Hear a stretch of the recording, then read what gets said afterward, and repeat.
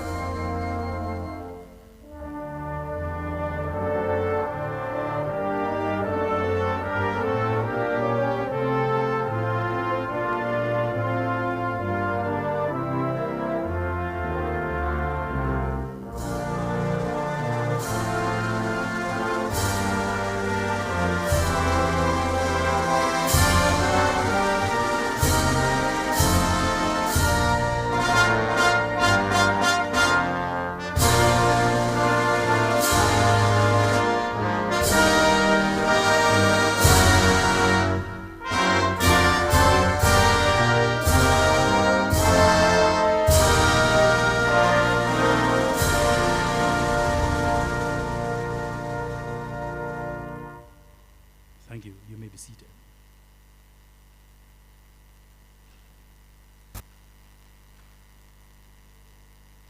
We will now have the invocation by Reverend Father Vinton Reed, Rector, St. Mary the Virgin Anglican Church, Rural Hill, in Portland.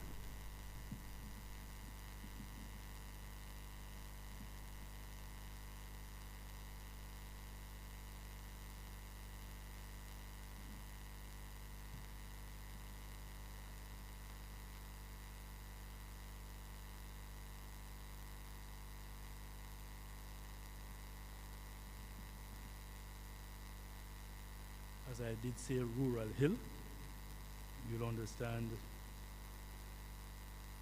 why the Reverend is not here as yet.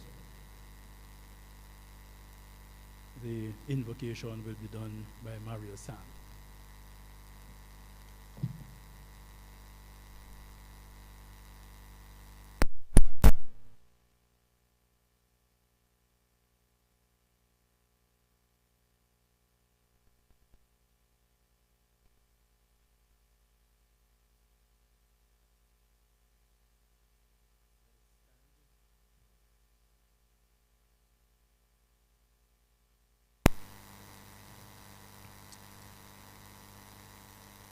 Loving Heavenly Father, we come to you this hour, asking for your blessing and help as we are gathered together in this fashion to recognize the work and the service of your son, Clayton.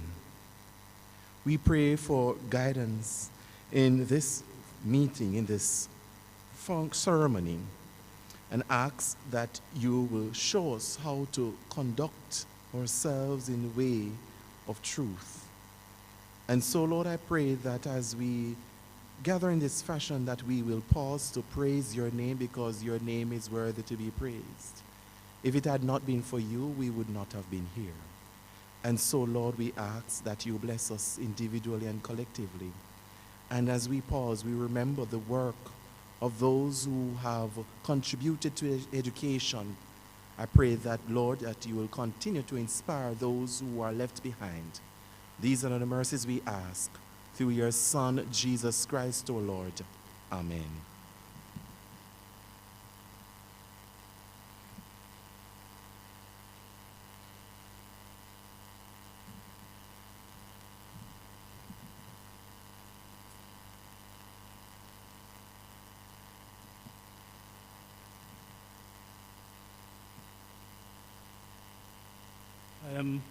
I really feel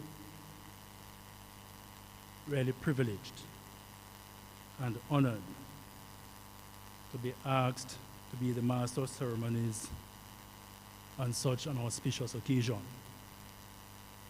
An occasion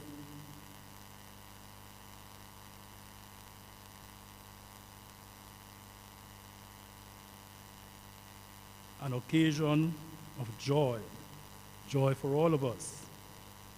as we come together to celebrate with our colleague and friend,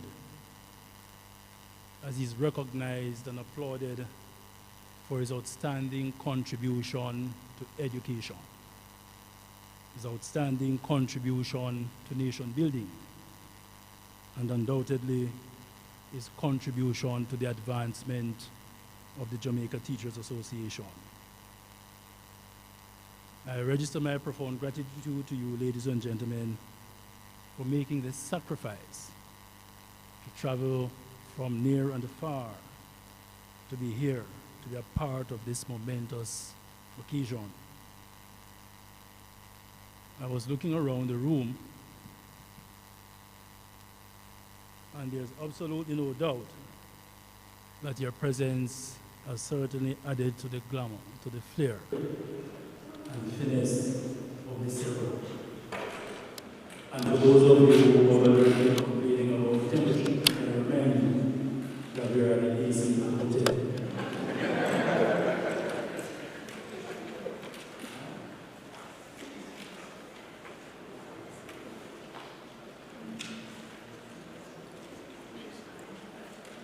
I wish to extend a very special welcome to the Honorable Stedman Fuller, CDJP, Custos Rotulorum for the Parish of Kingston, representing His Excellency the Governor General and Mrs. Fuller. Shall we put our hands together? I did say Mrs. Fuller, but you may realize that the Custos is by himself. Shall we put our hands together again for the Custos?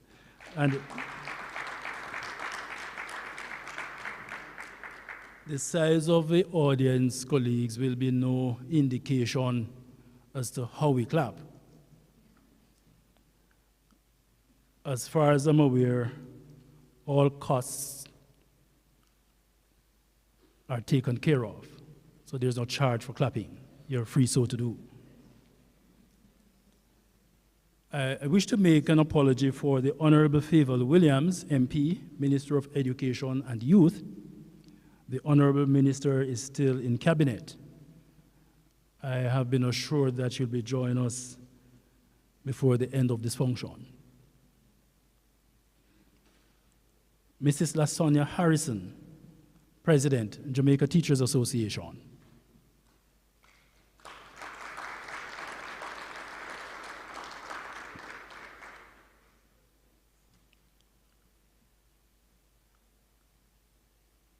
Mr. Winston Smith, immediate past President.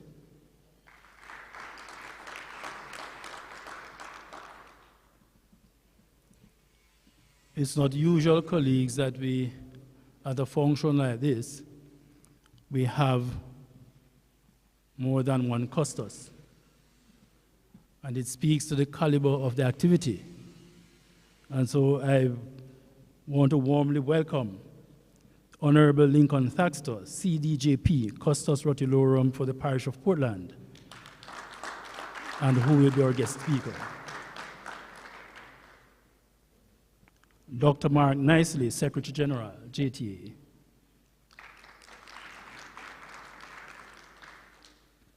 And the man of the moment, Mr. Clayton Hall, our 2022 recipient, and Mrs. Hall.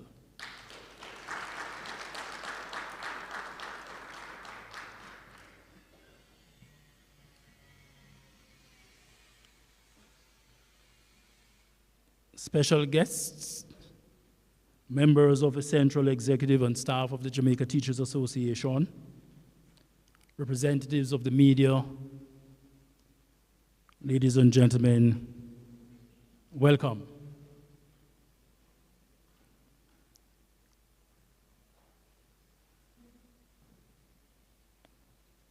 I must recognize as well trustees of the Jamaica Teachers Association and, of course, past recipients. Shall we put our hands together for them?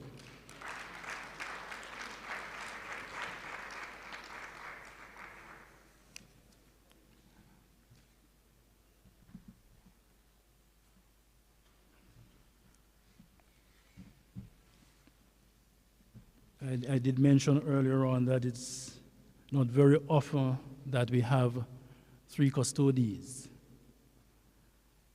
And it would be remiss of me, ladies and gentlemen, not to acknowledge the presence of the Honorable I.C. Golding, Custos Rotolorum for the parish of St. Catherine.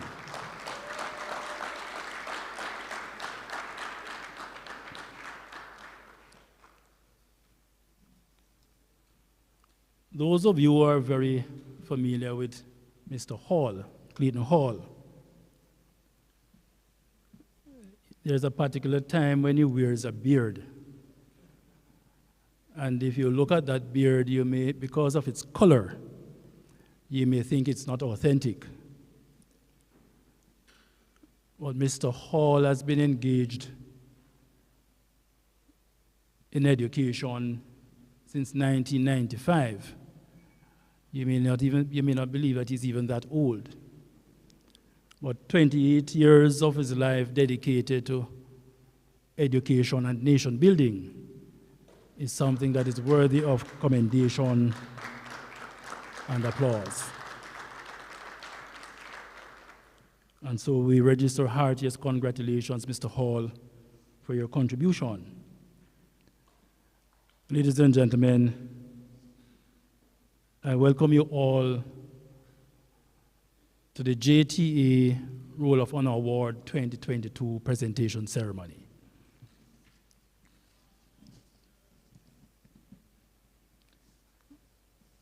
There are a number of persons we're expecting who are not here yet. And you may realize that the Reverend Father Green has not yet arrived. And as I saw Mr. Sam coming to do the invocation, it reminded me of the young man some years ago who joined the police force. And at the end of his training, he told them that he wanted to be placed at the motorized division. And so he was placed at the Crossroads police station. And 2 days after he was placed there, fortunately or unfortunately, there was an accident in front of the Mico. And he was sent to do the investigation. Of course, he went, he followed the commands of his superior, and he did his investigation. Now, the process is that once you do the investigation, you come back and you prepare a report. So he sat down to write his report. But as he began to write, he realized that he didn't know the name of the road on which the accident occurred. So he asked the corporal, "Corporal, the road in front where the accident happened yesterday, so what's the name of that road?" Remember, he's a young man from the country, so the corporal said to him, "Country boy, you have to learn, this is Kingston, that's Marasca Road, man, Marasca Road." So he sat down and continued writing, but then he realized that he couldn't spell the word Marasca. So he went back to the corporal and he said, "Corporal, the same road is that you tell me, Marasca Road. How you spell Marasca?" And the corporal said, "Oh, Marasca. Oh, you spell the word again. Tell you what to do. Go to Sarge, make Sarge spell it for you." So the young constable went to the sergeant and relayed his plight.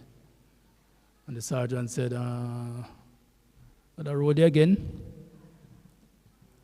Oh, you spell it again. Just wait, let me spell it for somebody, I tell you what you do. Go to super office, let super spell it for you. Is him always spell a word there?" So the young constable went upstairs, but I know he was getting frustrated, and he told the superintendent what his plight was. And the superintendent said, "Well, all the while then come for me to spell the word there, I know easy word for spelling, I tell you what you do. Move the accident down to Euro Circle."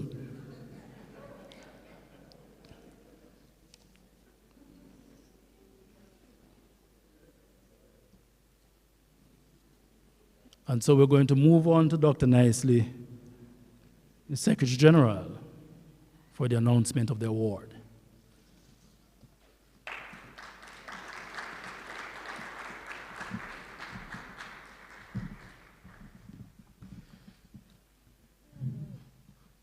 Master of Ceremonies, Mr. Devon Meek, Regional Officer, Northeast Region, the Honorable Stedman Fuller, CD JP Custos Rotalorum for the Parish of Kingston, representing His Excellency the Governor General. In her absence, the Honorable Favour Williams, MP, Minister of Education and Youth, and also Senator Damien Crawford, Opposition Spokesperson on Education and Training. Our Presidential Corps, led by our President, Mrs. Lasagna Harrison, our President-elect, Mr. Leighton Johnson, and Mrs. Johnson, our immediate past President, Mr. Winston Smith, our keynote speaker, the Honorable Lincoln Thaxter, CDJP Custos Rotalorum for the Parish of Portland, and of course, the Honorable I.C. Golding, CDJP Custos Rotalorum for the Parish of St. Catherine, Reverend Venton Green, Rector, St. Mary, the Virgin Anglican Church, Rural Hill, Portland, Mr. Clayton Hall, our 2022 recipient, and Mrs. Hall. In her absence, Mrs. Maureen Dwyer, Permanent Secretary, Acting, Ministry of Education and Youth, and also Dr. Catherine Troop, Chief Education Officer, Acting, Ministry of Education and Youth, other officers of the Ministry of Education and Youth here present, past recipients, trustees here gathered, past presidents of the Jamaica Teachers Association, Mr. Robert Ramsey, General Manager, JTA Cooperative Credit Union Limited, Mr. Wilton South, General Manager, Tip Friendly Society, special guests, members of the Central Executive and staff of the Jamaica Teachers Association, representatives of the media, all the persons on YouTube, ladies and gentlemen, a pleasant evening to you all. Good evening. It is indeed my pleasure to announce the 2022 recipient of the JTA Roll of Honor Award to this gathering this evening. The Jamaica Teachers Association believes in honoring those who have given service beyond the call of duty and to the building of the nation. Moreover, it believes that those who have given distinguished service should be honored while they can appreciate the recognition and honor. It is for this reason that we are gathered here this evening to honor an outstanding member of the teaching profession. The Roll of Honor Award was instituted in 1977 to honor outstanding members. This award is made in recognition of excellent contribution to education by a Jamaican national consistent with the JTA's Code of Ethics. The Roll of Honor, by its very nature, demands of the nominees the highest level of probity and professional conduct. The award seeks to emphasize excellence in service and not just long and faithful service, although the association acknowledges with pride such service. The criteria for the awards are: the nominee shall have made teaching his/her career, have given not less than 20 years of service to teaching in Jamaica, be a member of the Jamaica Teachers Association, be a Jamaican citizen by birth or naturalization.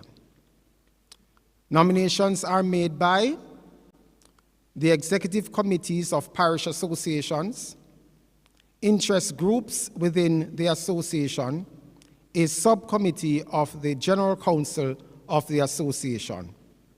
The selection is made by a special awards committee comprising a past recipient who chairs the committee, the presidents of the association, the chairman of the Professional Advancement and Teacher Welfare Committee, 2 upstanding members of the community, and the chairman of the Awards Committee.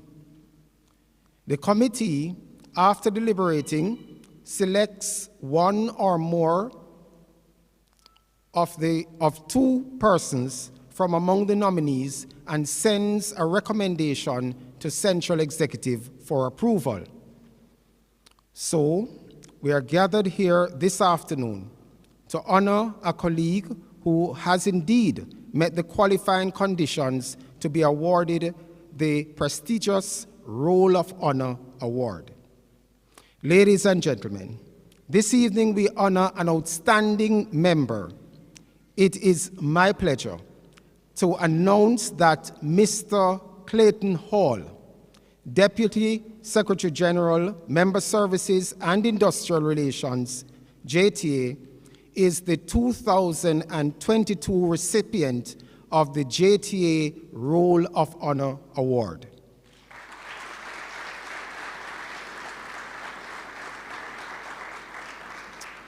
Congratulations, Mr. Clayton Hall. Your colleagues are indeed proud of you, and they wish you the very best for the future. May God continue to bless and strengthen you as you contribute to building Jamaica. Mr. Meek.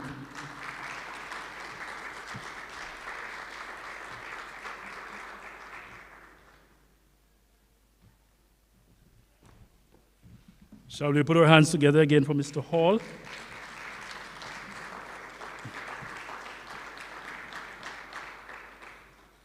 Ladies and gentlemen, I'm not sure whose idea or thought it was that gave birth to the Roll of Honor Award. But just a bit of history for you, if you have not yet read the back of your programs.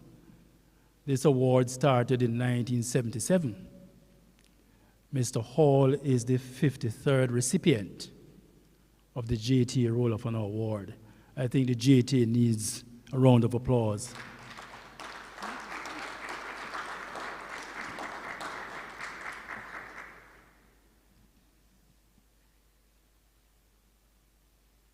Last year when we had the ceremony, well, before I invite him, I want to acknowledge the presence of Mr. Leighton Johnson, President-elect of the Jamaica Teachers Association. Shall we welcome him, please?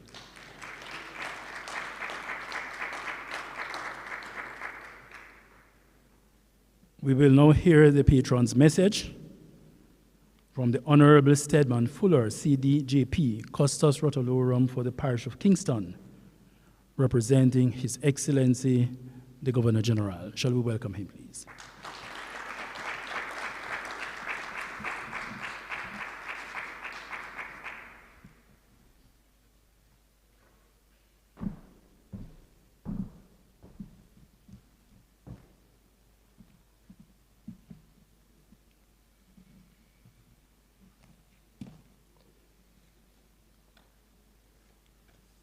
Thank you, Master of Ceremonies, Mr. Devon Meeks, Regional Officer, Northeast. Have I got that right, sir? All right.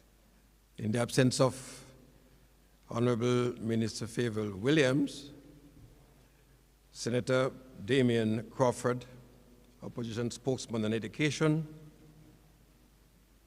the Honorable Lincoln Thaxter, my colleague and guest speaker, and also the Honorable Aisling Goldin, my other colleague from my parish of St. Catherine, Mrs. LaSonia Harrison, President, Jamaica Teachers Association. And in my arrival, I saw her outside and I said, wow, you have been groomed very well because you so ably represent your association. Yes.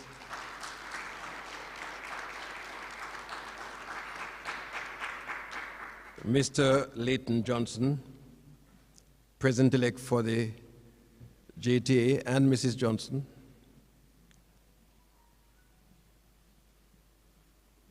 Brother Hall and Mrs. Hall, the important persons here tonight. Past presidents of the JTA, ladies and gentlemen, did I hear that Dr. Katsan-Troop is also here? No. Well, I've seen so many of my friends. Good evening to you all. His Excellency the Governor General, Sir Patrick Allen, regrets that he is unable to be present at this awards ceremony, and the pleasure is mine to represent him and deliver the patron's message. And this pleasure has been mine for quite a number of years. And I so look forward to it because I am in good company. The Governor General's message. The Jamaica Teachers Association's Honor Roll Award is recognized as the premier award conferred annually on our educators, and I'm pleased to participate in the presentation of the 2022 award. In their role of molding the minds of our students at all levels, amidst the many and varied challenges, teachers play a vital role in nation building. Although parents and students often express appreciation to teachers, the recognition by peers is heartwarming to those who are honored each year with this award. I commend the JTA for its consistency over the past 40 years in recognizing and paying tribute to those of their members whose hard work, achievement, and commitment are noteworthy. This evening's award recipient, Mr. Clayton Hall, is an outstanding educator whose vision for education is, and I quote, a liberating experience based purely on merit and talent, and a unified philosophy of education that reflects in policy that becomes the bedrock of national development, unquote. Congratulations, Mr. Hall.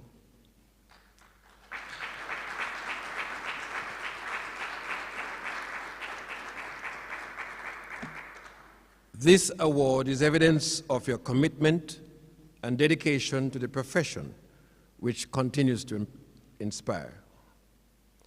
Despite the challenges that teachers face, including lack of adequate resources and remuneration, indiscipline and antisocial behavior of students, crime, conducting online classes during the COVID-19 pandemic, and other issues, many of you have remained determined to make a difference, and the nation is grateful for your sacrifices. You teach with love and try to make a positive impact in the lives of your students. Students who excel and make good are your best reward. We thank you for your involvement in their lives and for showing them the right path in life. I encourage you to continue being the light of change. Continue to serve and contribute to your homes and communities. Jamaica needs your help in becoming a better place. Together, you are, and I quote, using what is right with Jamaica to fix what is wrong with Jamaica. Thank you. That's the message from the Governor General.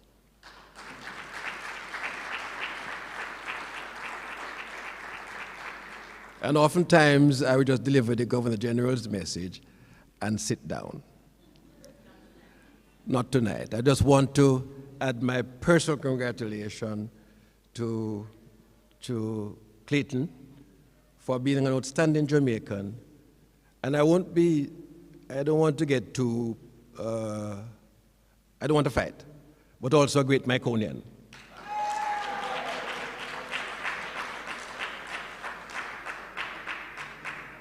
Jamaica is better off for you being here, sir, and for the contribution that you have made to the many lives that you have impacted. And when I was looking at your citation, I was saying, what is my fellow Custos doing here? And then I realized, what better person would it be, a man from Portland, to come and speak? He's been a witness to your life, and therefore you couldn't have had a better person to be your guest speaker tonight. So I want to congratulate you again. I want to congratulate the other teachers who have done so well. Jamaica needs you, particularly in a time like this. Thank you.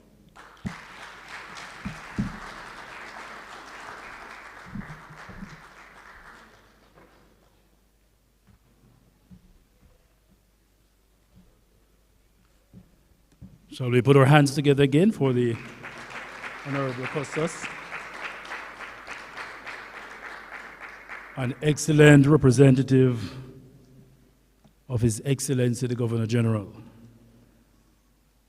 The last function we had where he was present, I don't think many of you might be aware that the Custos is a former teacher. He is a teacher. He's a Myconian. Yes, Clayton, I know you would hasten to point that out. Yes. But he's like a member of the association. He's now a naturalized member of the Jamaica Teachers Association. It is always a pleasure to have him. It's always a pleasure to listen to him. You know, in a recent meeting, when Mr. Hall was being congratulated for being the selectee for the 2022 Roll of Honor Award, I remember him saying, and he will recall, that in his earlier years, when he saw persons being awarded, being given the Roll of Honor Award, he was wondering when he would be getting the award. Tonight is your night. And I want to remind you, Mr. Hall, that persistence is probably the single most common quality of high achievers. They simply refuse to give up. Those are the words of Jack Canfield. Congratulations again. We will now hear remarks from our president, Mrs. Lasagna Harrison.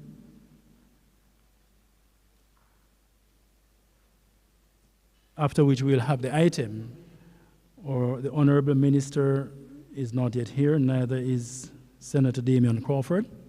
So following the remarks from our President, we will have the item, we will be entertained by Ms. Vivienne Ramsey, a teacher from the Port Maria Primary School. Madam President.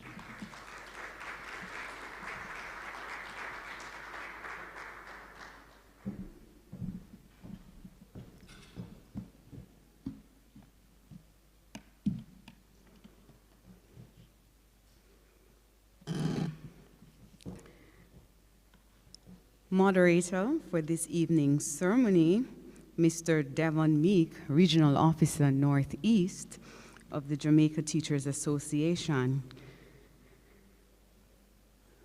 Patron, Honorable Stedman Fuller, CDJP, representing His Excellency, the Governor General,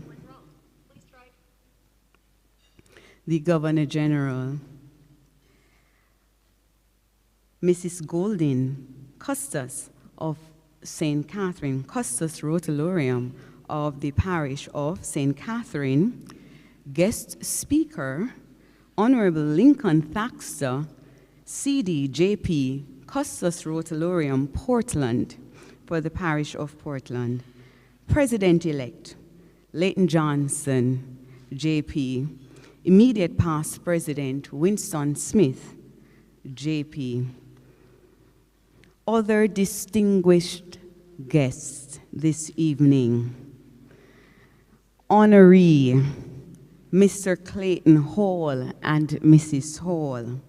Past recipients, past presidents of the Jamaica Teachers Association, staff, friends, family of the JTA. A pleasant evening to you all.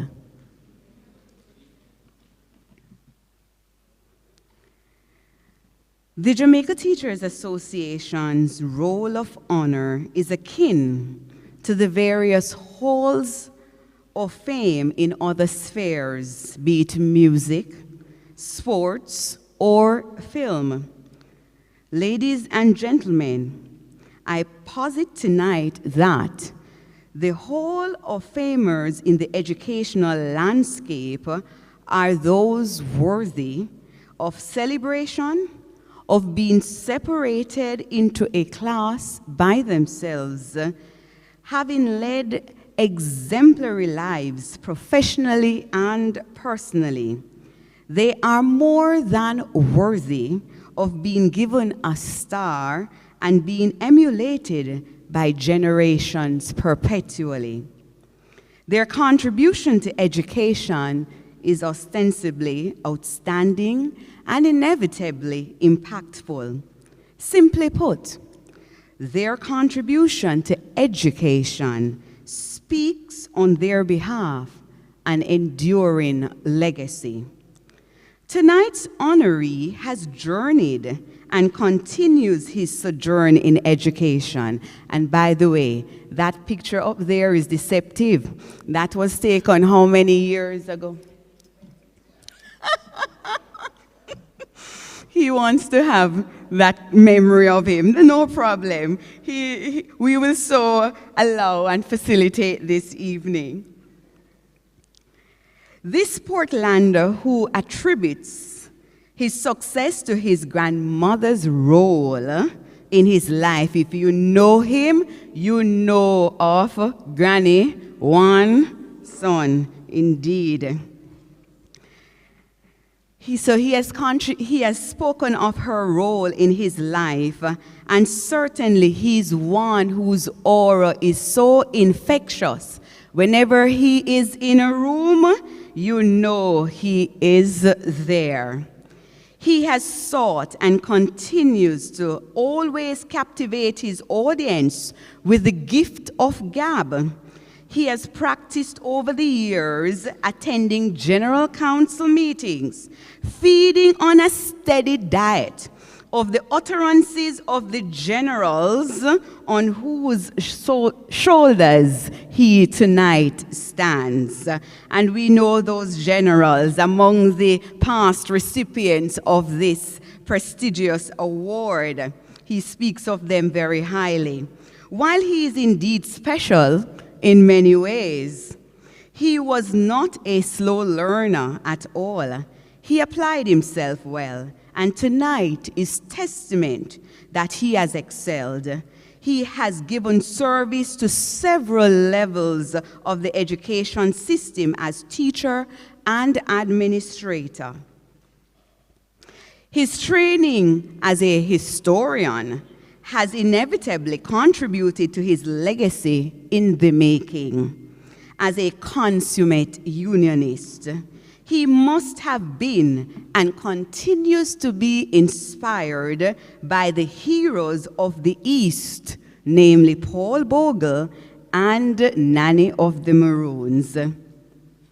His contribution to nation building, in addition to all previous recipients, is testimony of the worth and work of teachers in this nation. Just recently, I attended a book launch of a past president and recipient of this prestigious award. The book, amongst other things, chronicles Jamaica's history and journey in governance, highlighting the work of the Electoral Commission of Jamaica, which in its formative years was piloted by none other than a teacher. If Professor Errol Miller's name comes to mind, ladies and gentlemen, then you are absolutely correct.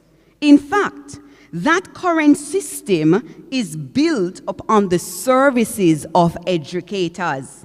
Like so many other structures, organizations, in this country.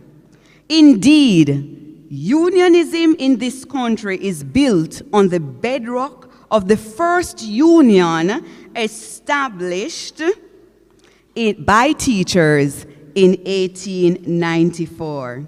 We await the government's caring response to the cornerstone of labor and human capital of this nation. We await to see if they will at any time recognize the sacrificial giving of this awardee and his predecessors, as well as the many others of us who continue to labor in the vineyard to compensate us with simply what we ask and deserve, a livable wage. We absorb the shock of high inflation, increased food prices and utility bills, as well as our subsidizing of educational offerings to the students we serve. The education system over the years has been significantly bolstered by the additional funding we provide as educators in all of our time and effort that cannot be quantified. Offerings, ladies and gentlemen, that are listed in none of the legal documents that govern education in Jamaica, and therefore are not technically part of our job descriptions.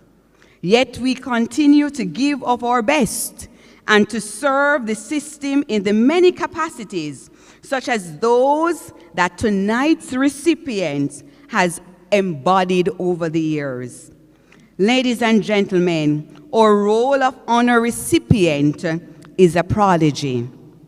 The red carpet has been rolled out here tonight is befitting of the caliber of the work that precedes him.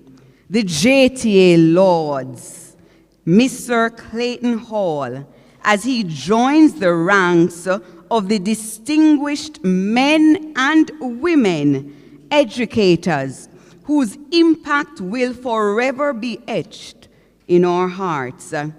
May he continue to build on their legacy as he strives to be even more worthy of this recognition. In the words of Steve Green, after all hopes and dreams have come and gone, and our children sift through all we have left behind, may the tools that they discover and the memories they uncover become the light that leads them to the road that we each must find. I close with my favorite quote, posited by a Jewish scholar named Paul of Tarshish. He said in his letter to the Galatians, chapter 6, verse 9, "And let us not be weary in well-doing, for in due season we shall reap if we faint not." Do have a blessed evening as we continue to unite and serve.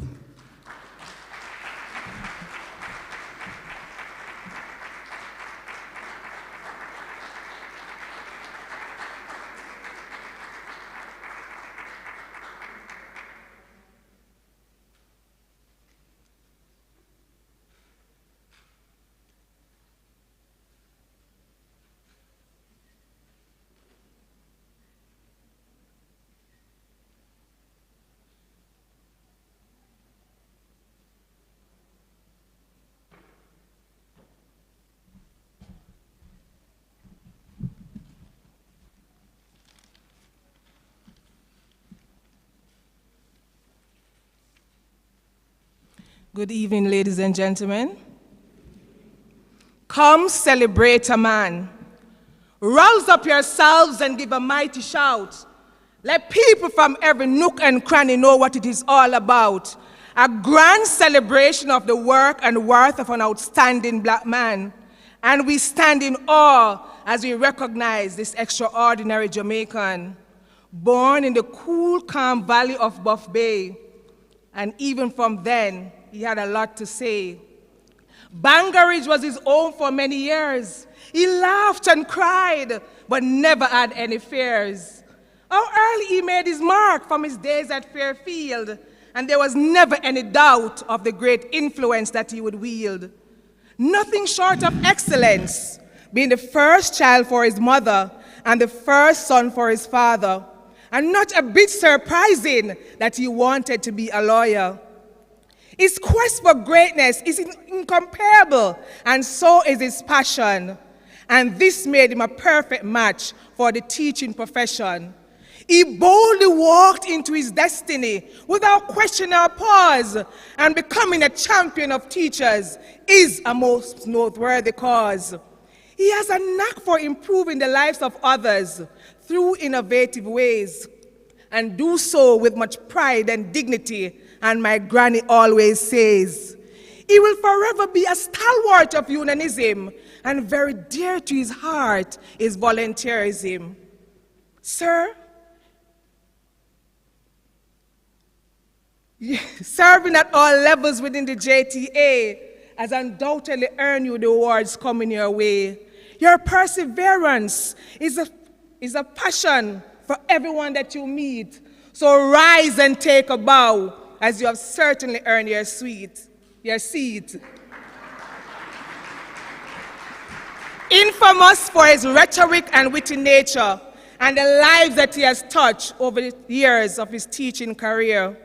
Cheers to you, sir, for being recognized and celebrated today. Let us stand and salute him, for he did it his way.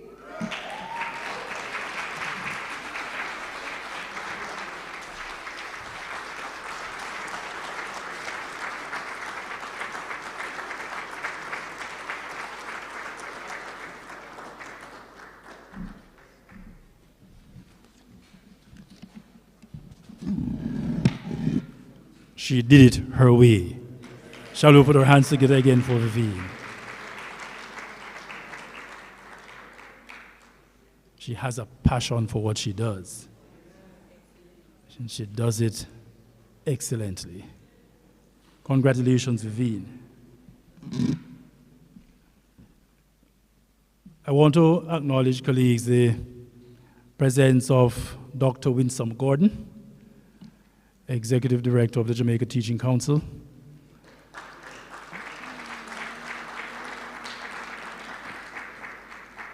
An apology was tendered earlier on for the Honorable Favour Williams, the Minister of Education and Youth. And so I want to welcome heartily Dr. Pinnock, Regional Director, Region 4, Ministry of Education and Youth, Dr. Michelle Pinnock. And it's a good time, Dr. Pinnock, to ask you to read the greetings on behalf of the Minister.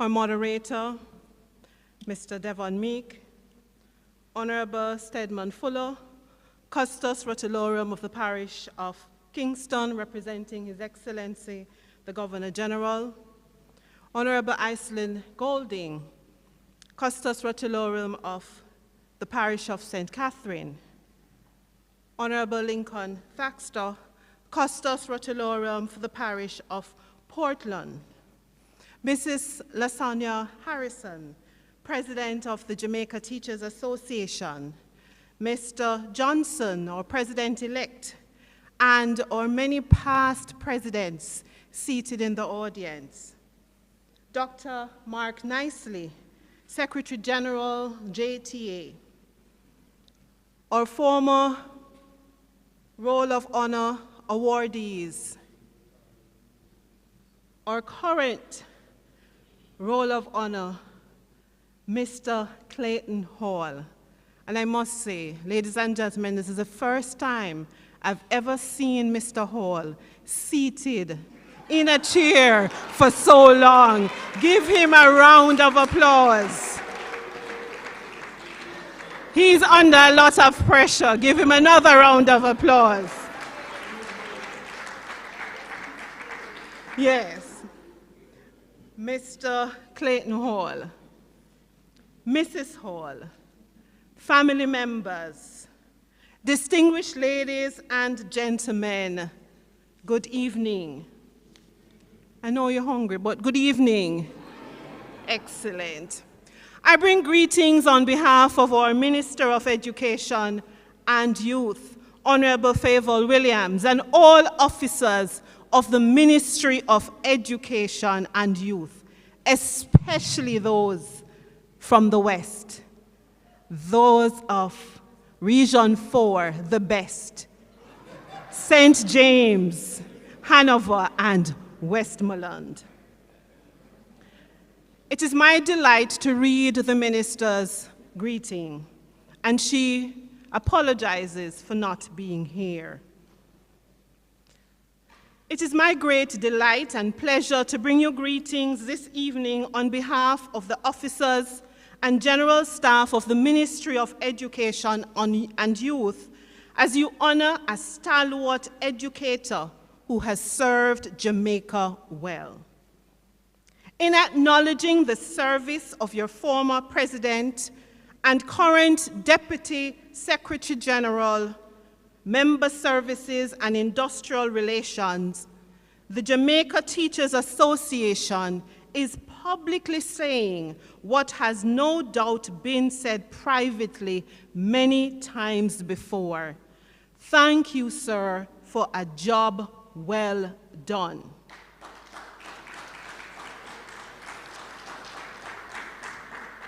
Mr. Hall's academic and administrative journey, from that of a pre-trained teacher through to becoming a principal and then assuming responsibility as the head of the island's 22,000 plus teacher representative organization, is one of determination, innovation, and commitment to excellence.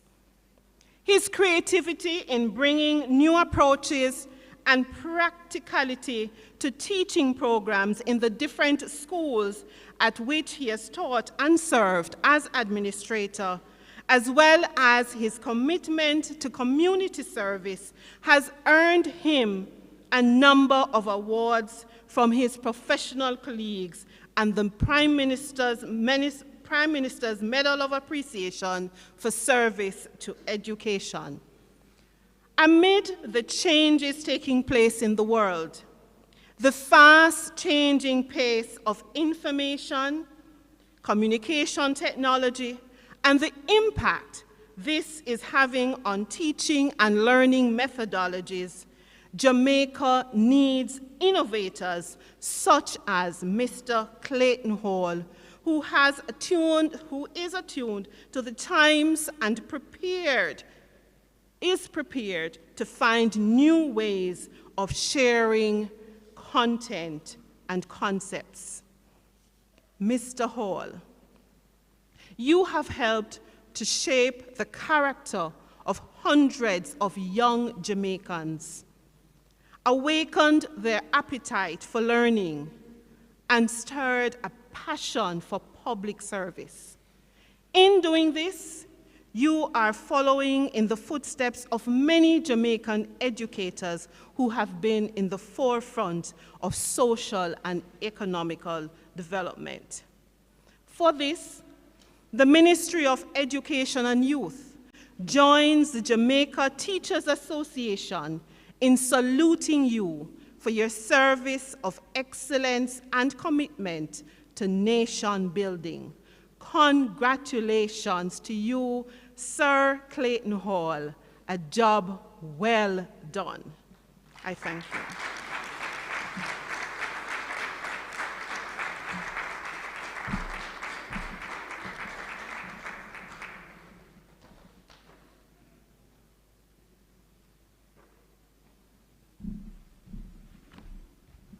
Shall we hear it again for Dr. Pinnock?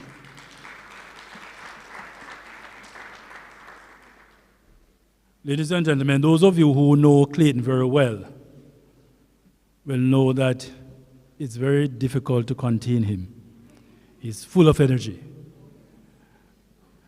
And so I am going to ask Clayton, being the honoree, and with your wife sitting beside you, to allow me to assist the ladies onto the platform, and you keep your seat. Before we take the guest speaker, having taken the item already, let me give you an item. I'm not going to sing. Mr. IPP, I'm not going to sing. But you may have heard Honorable Costas about the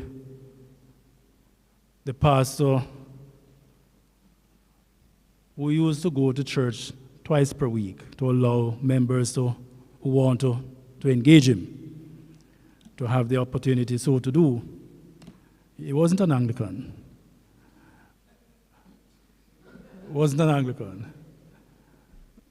But when he was driving, on a couple of occasions when he was driving through the community on his way to church, he noticed two of his members, two men, sitting in a rum bar in the community, close to the church.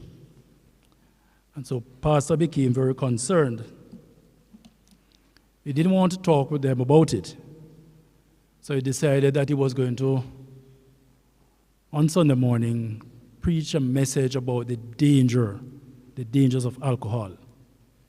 And so this Sunday morning, he got up pretty early, Costas, and he went into his little garden, and he picked up two little worms, and he put them in a little glass bottle. He got another bottle, and he poured some white rum in the bottle. And you see, sometimes, ladies and gentlemen, you have to be careful what you do because you may send the wrong message. And he took his two little bottles to church. So as he got into the sermon, he was preaching about the dangers of alcohol, and then he said, I'm going to show you the dangers of alcohol, how dangerous alcohol is. And so he got another little glass, and he poured some water in it, and he held it up. And he said, look at this. This is clear crystal water made by God. And he took one of the little worms and he dropped it in the water. And the worm started to swim around. And he said, look at it, look at life. God made life. God gave life, look at it. He took the other little glass and he poured some of the rum in it and he held it up and he said, this is white overproof rum made by J. Ray and Nephew. And he took the other little worm and he dropped it in the glass. And immediately the worm sank to the bottom, lifeless. And he said, look at it, no life. Look at it, what does it tell you? Now, one of the members who was in the bar was Brother John. Immediately Brother John stuck his hand in the air. And he said, yes, Brother John, tell us, tell the church. And Brother John was stuttered, and he said, Pastor, he tell me, say, that those of us who drink the rum, we don't have any worm, Pastor.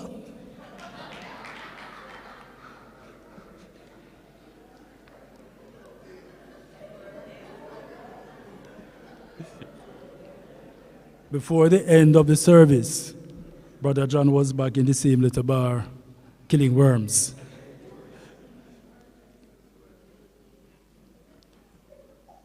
Ladies and gentlemen, we're down to one of the high points on our agenda, and so we will be hearing from our guest speaker. It is our pleasure, Honorable Lincoln Thaxter, to welcome you. Costas Rotalurum of the parish of Portland, we welcome you to address us. Shall we welcome him, please? Put our hands together as we welcome him.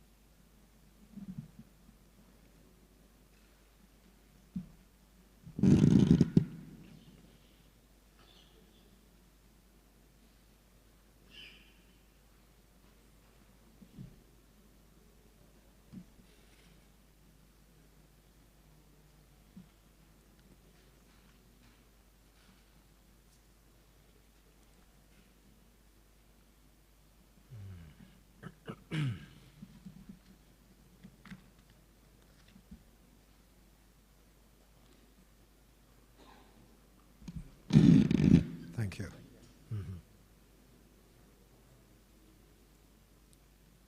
Master of Ceremonies, Mr. Devon Meek, the Honorable Stedman Fuller, CDJP, Custos Rotolorum for the Parish of Kingston, representing His Excellency, the Governor General.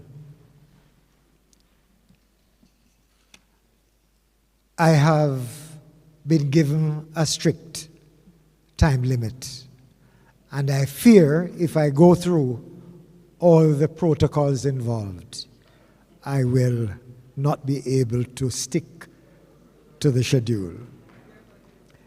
Custodies, Custos Goling, President of the JTA, past presidents, officers of the Jamaica Teachers Association, Honoree Mr. Clayton Hall and Mrs. Hall.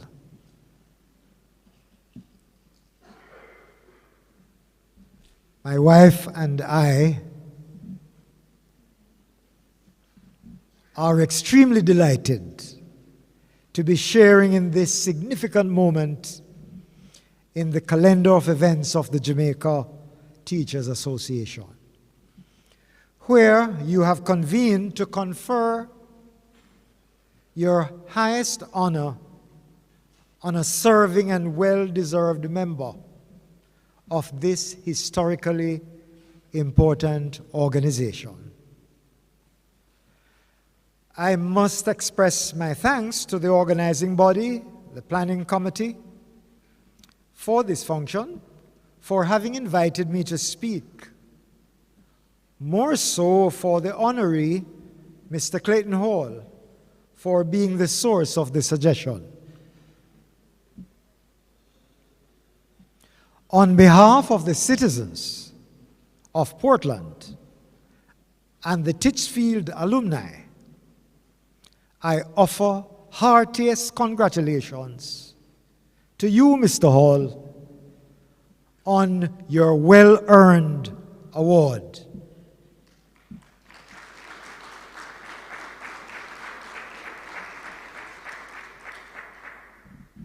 I am sure after many years would have passed,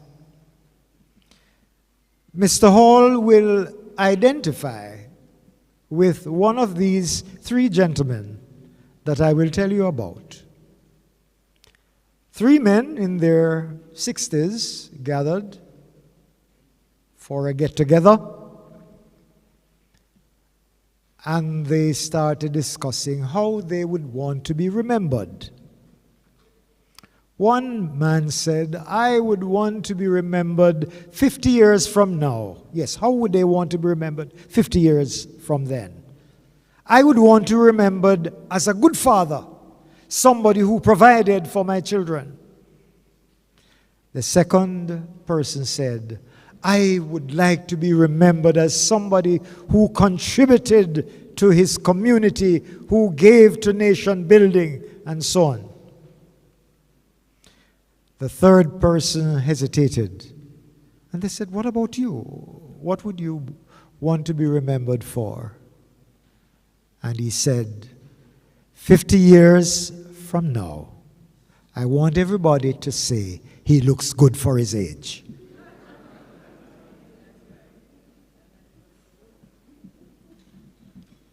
I could not help but notice the robust criteria applied in the selection process.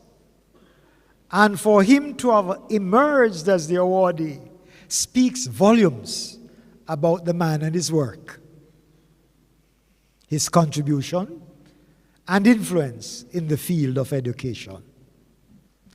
Let me hasten to interject here that I am not an unbiased observer, and I would not have qualified to sit on the award selection panel, having been Mr. Hall's principal when he was a student at Titchfield. However, as an educator myself, committed to truth I would assert that Mr. Hall, even from my recollection of his general attitudes at school, was destined for great accomplishments.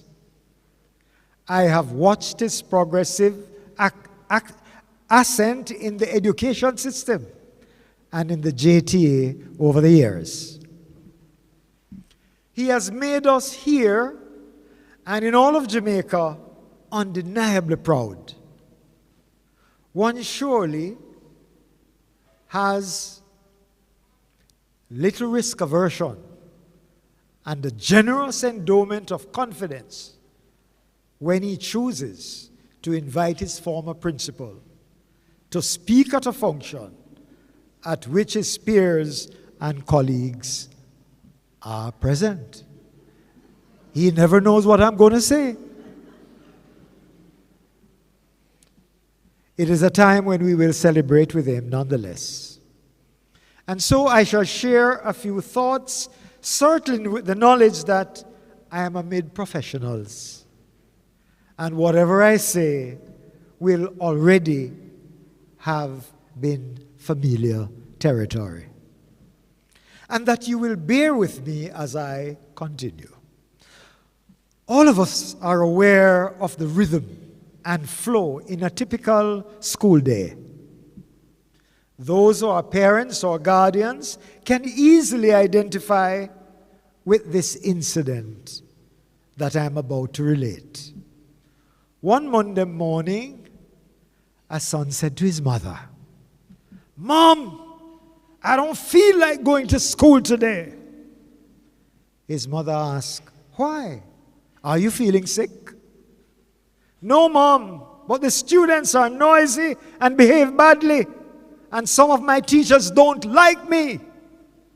I don't want to go to school today." Mother replied, "Son, you must go to school." The son petulantly asks, "Mom, give me one good reason why I must go to school today." She replied evenly, "Because you are the principal."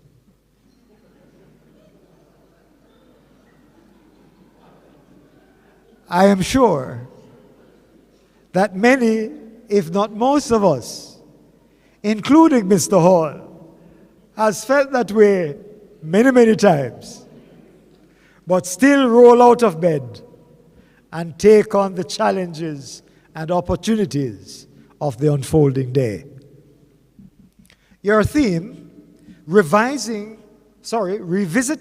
the foundation, building on human capital through equitable educational opportunities, encompasses a critical and vexing issue confronting those who are closely associated with education in its broadest sense. Our post-colonial legacy has bequeathed to us an education system tailor-made to fit the interest of those who ruled. The truth is, the emergent system was riddled with inequity and poor quality education. That which could lead to upward social mobility was reserved for a particular class of persons. Today, in our 60th year of independence, moved we have, but not sufficiently, to close the gap between those who are able to afford a resource-rich educational experience and those who are struggling at the periphery. I know that it is risky business, the danger of my being misunderstood, to highlight some of these uncomfortable truths, such as income inequality, housing inequality, inequality in accessing health care, and a myriad of other challenges that as educators you know so very well. You serve every day where the tire hits the road. This problem has persisted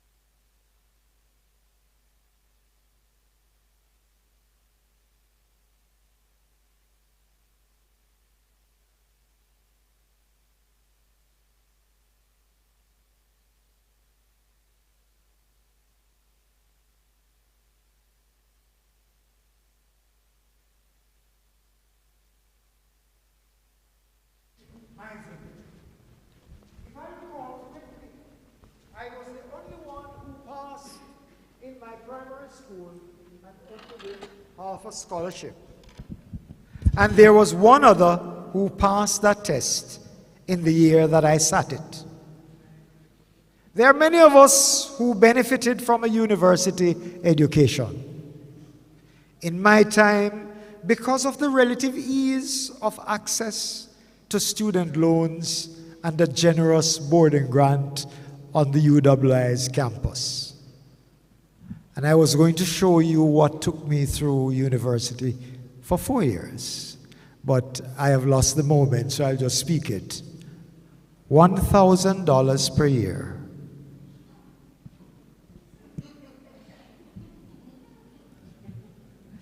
Access to educational opportunities is still the way forward for those who cling tenuously to the lower levels of the socio-economic ladder. But it must be affordable.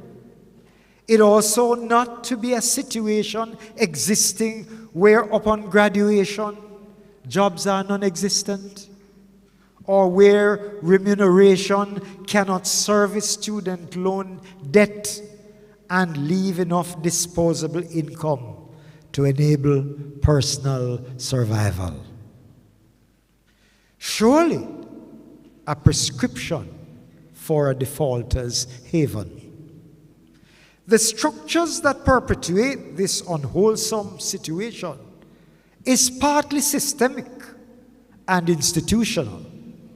And now is not the time to undertake a deeper examination of a complex issue. To state the obvious, there is a close relationship between the proclivity for crime and violence and levels of educational attainment. All educators must be deeply concerned, nay, dismayed, alarmed, frightened at the frequency and heinous acts of savagery unleashed on our people. Our youth have become the purveyors of an unprecedented violence that is mind-boggling. There is an urgent awareness that if the economy is to survive this onslaught, our leaders and policymakers must implement urgent and effective strategies. There is a frenetic scrambling in the society, and workable remedies are not immediately apparent or forthcoming. Unless all of us work together as a society, the patient, our country, will become comatose and expire on the operating table. Educators, because of their visibility and the perception that schools are the cure-alls for many of society's problems, oftentimes find themselves enmeshed in these controversial pressure points. There is a question asking the public sphere, what are schools doing about this or about that? Whenever the society erupts in social unrest, whenever times are hard, whenever there are difficulties, and there is an increase in criminality, there is the criticism that schools must do more. Schools can do a lot, I agree and admit. And this brings me to my next point. Jamaica has many problems. Some appear overwhelming. However, as someone said, when you find yourself in a hole, stop digging.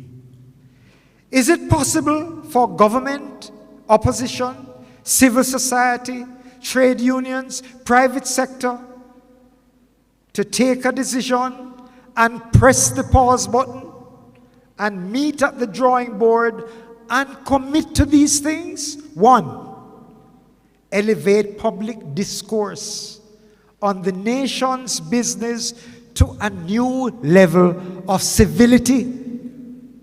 Ought we not to dispense with the vulgar, vitriolic, and vituperative labels that we plaster on those of the other side? This is particularly true of our parliamentarians. Don't we crave to see the dawn of a new day in democracy? Two, lessen the practice and perception of corruption in public and private institutions. Our leaders must clearly understand that employment in all office spaces will be based on merit and not on one's affiliation, whatever that may be. Three, re-engage our citizenry in the voting process and so strengthen our democracy. As educational leaders, our pronouncements are analogous to maps. At the basic level, one consults a map to find direction, a sense of the place. Example, the terrain and other qualities. I used to be a geography teacher. Location of features, an idea of the time it will take to get from one point to the other. According to the late Professor Hayakawa, in his book, Language in Thought and Action, which I did in first year university course, Use of English, persons are exposed linguistically to the maps of the politician, the teacher, the preacher, the entertainer, the philosopher, the media, and today the internet, and all vying for attention, and for us to navigate our lives using their maps. However, our students will grow up, our children will grow up with a realistic understanding of the real world if given proper maps to follow. If the maps given to them bear extraordinarily little semblance to reality as they experience it, they will grow up to be socially maladjusted individuals. If children receive misleading and incorrect maps that point to things that do not exist, they will lose they will lose their way and become problems, as we are now seeing. I shall hasten on. Educators must present clear maps that give a realistic picture as possible, as the world outside the boundaries of the school. I close by sharing this quote with you. As educators, you can be the reason some student gets up and comes to school when his life is tough. You can be the reason some student keeps on keeping on, even though her parents are telling her that she cannot succeed. You can inspire your at-risk students. Remember, thank you, ma'am. Beg your pardon.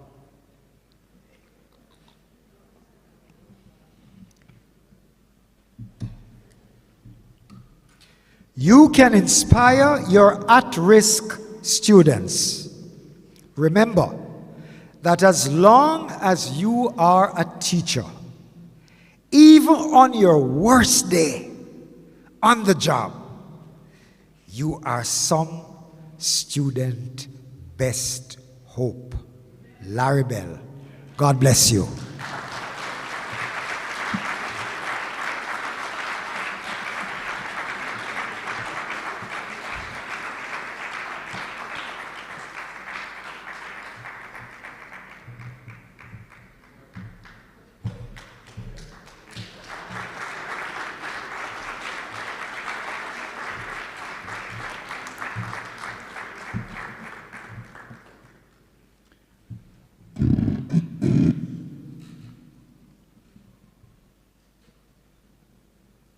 Our guest speaker deserves another round of applause.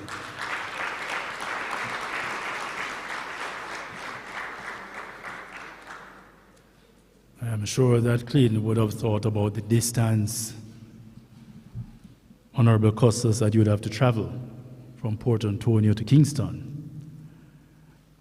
But that presentation clearly indicates it's deserving.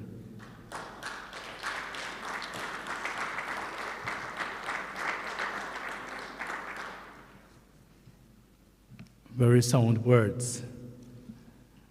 And we very often at times, colleagues, forget that as teachers, we can make a difference in even one life. A teacher, on many occasions, is a student's best friend. And the society in which we live now, we have to realize for many of them, we are the only hope. Thank you, Costas, for those very sound words. I thought before you addressed us, Costas, of sharing with you about the pastor, you know, the things that are, I'm inclined to say notorious. We tend to associate some things with pastors. But there was a pastor who went to church one morning. He had an 11 o'clock service. And when he got there at 11:15, and you know, Brother John is always the person who is involved in these things with pastors. Brother John was the only member sitting on the front bench. And at 11 o'clock, Brother John was still sitting there. Pastor went into the vestry, did what he had to do, and then he looked out again at 11:15. And Brother John was still the only member sitting there.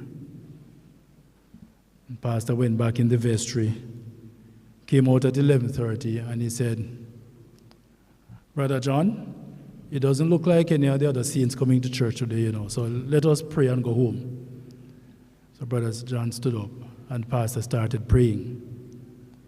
And at the end of the prayer, Brother John raised his hand and he said, Pastor, I can ask you a question, sir? And Pastor said, go ahead, Brother John. And Brother John said, Pastor, if one morning you come out on your veranda and you call, coop, coop, coop, and one fowl come, you not go feed the fowl, sir? Pastor got the message, and that was about 20 minutes to 12. And Pastor started to preach.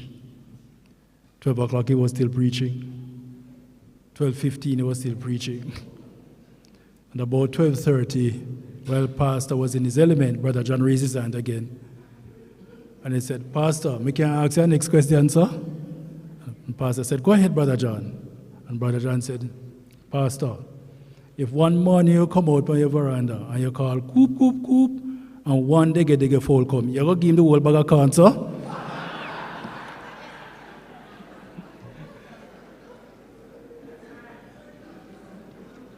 In that very short time, Costas, we got the whole bag of corn. It was good.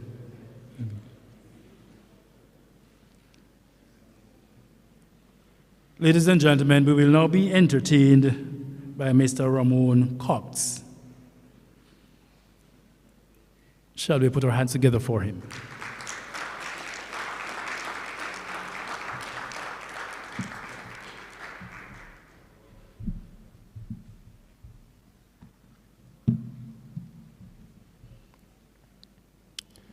Good evening, everyone. All protocols observed. I see some familiar faces. Now I'm going to start because so many.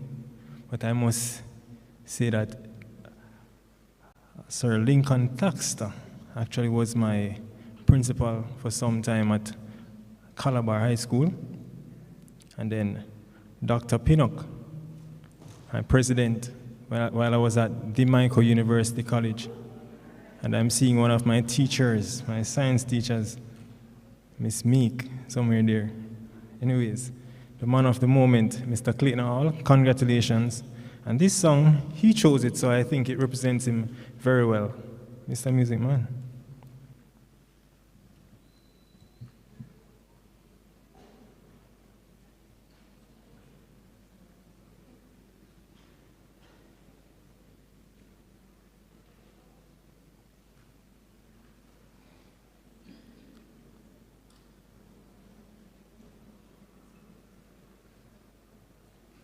So. All right, I think it's ready. All right.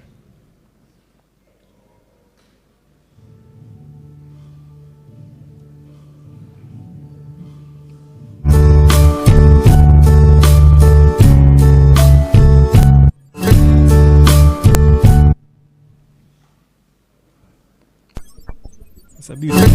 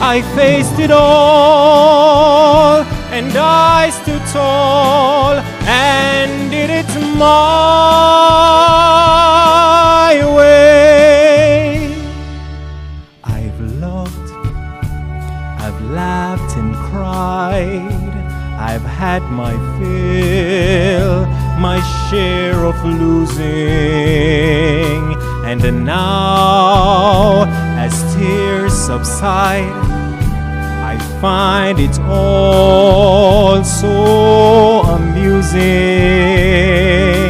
to think I did all that, and may I say, not in a shy way, oh no, not me, I did it my way. What is man? What has he got? If not himself, then he has not to say the thing he truly feels, and not the words of one who kneels. Let the record show he took the blows and did it his way.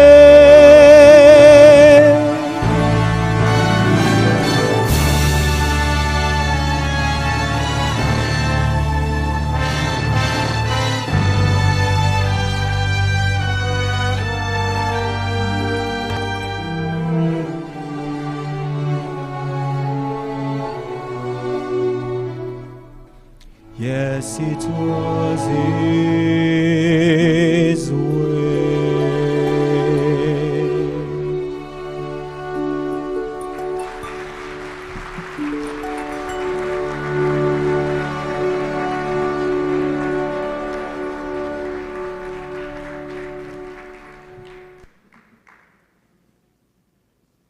I know that we are from far and near.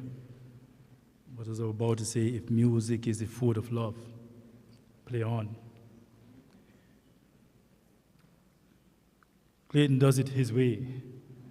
I spoke about his determination and his ability to keep going no matter how hard it is. Clayton always feels that it can be done, and even if he's going to do it his way. But he has that determination for accomplishment. If the plan doesn't work, he will change the plan, but never change his goal. Shall we put our hands together again for Mr. Cox?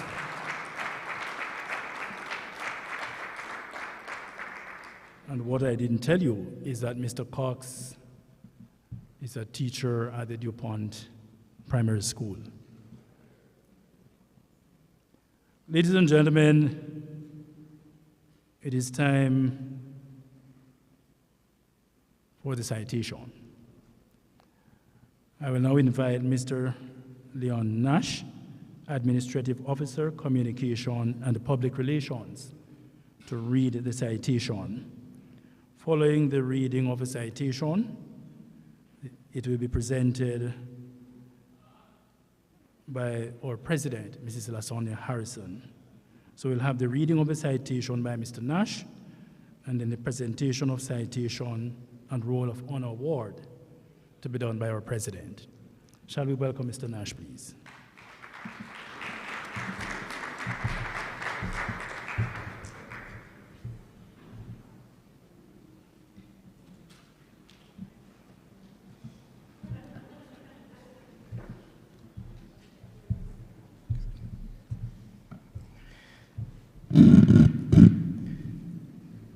Mr. Master of Ceremonies, Mr. Devon Meek, the Honorable Stedman Fuller,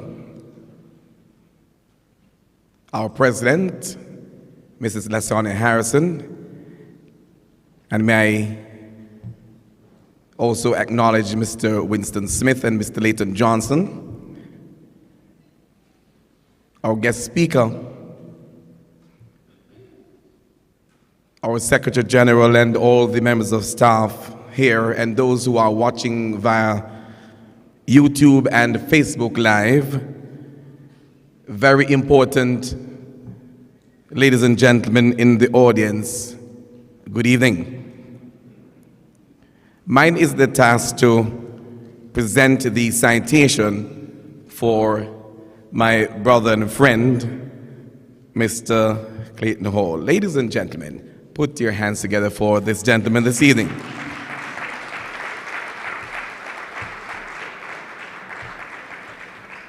Undaunted and fearless in the course of duty, confident, adventurous, and passionate in pursuing his vision for education are just some of the special attributes that have propelled this gentleman to this meteoric rise in an administrator to the pinnacle of the teaching profession in just 27 years. This native of Portland, who was raised in a place called Bangor Ridge by his maternal grand aunt, Myrtle Grant, a former school principal of Fairfield Old Age School, credits her and Miss Yvonne Franklin, his fourth grade teacher at Buff Bay Primary School, for setting him on the path to academic excellence. Recognizing his ability, Miss Franklin prepared him for the common entrance examination, for which he was already registered. And at age 10, young Clayton Hall entered Titchfield High School.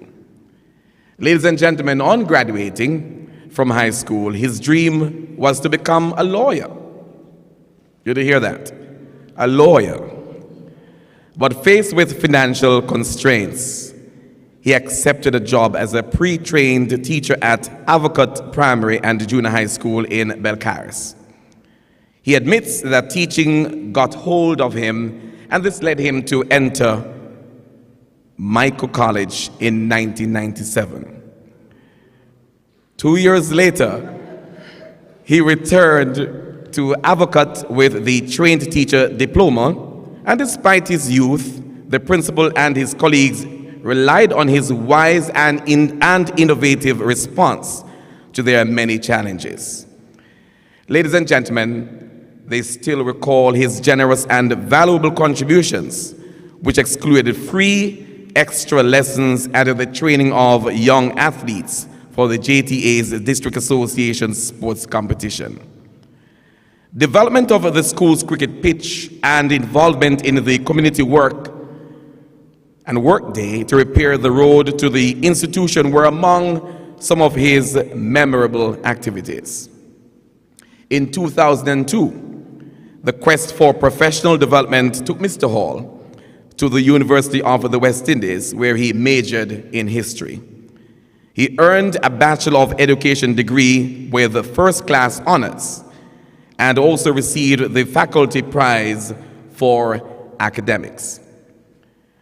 A one-year stint at Convent of Mercy, Alpha Academy in Kingston, paved the way for his first administrative assignment as principal of the Mount Hermon Primary and Junior High School in Portland in 2005.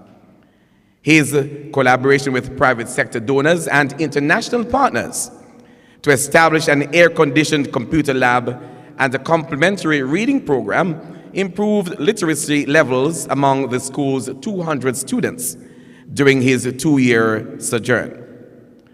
Poultry rearing and a school garden in which vegetables and food crops were produced ensured self-sufficiency of the institution's feeding program.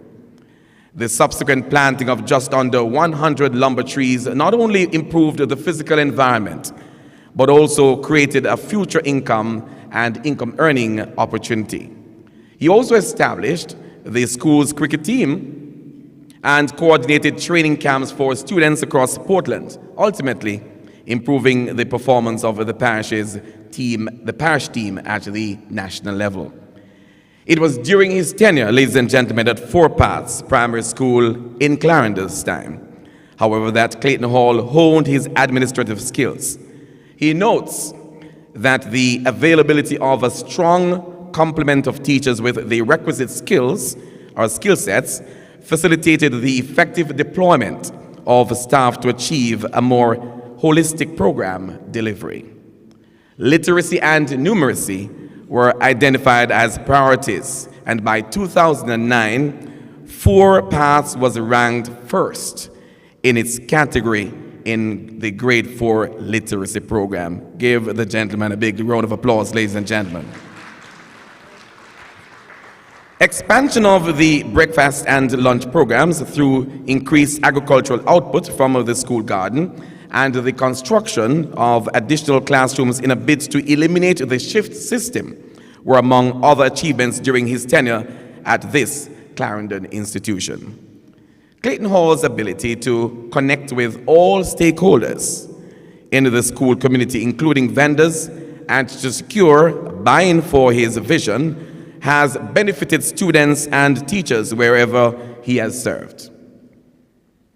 This was especially effective when he became principal of the Spanish Town High School in 2010. It was during this period that he assumed the presidency of the Jamaica Teachers Association in 2012 and successfully managed the dual leadership roles, even as he pursued studies for the master's degree in education administration awarded by the Central Connecticut State University, and this he did in 2014. Mr. Hall's well-known ability, ladies and gentlemen, to think outside of the box enabled him to successfully tackle several of the social and academic challenges at Spanish Town High, whose 2,500 students were impacted by the threat of violence from rival political factions in the community. The performance of incoming students,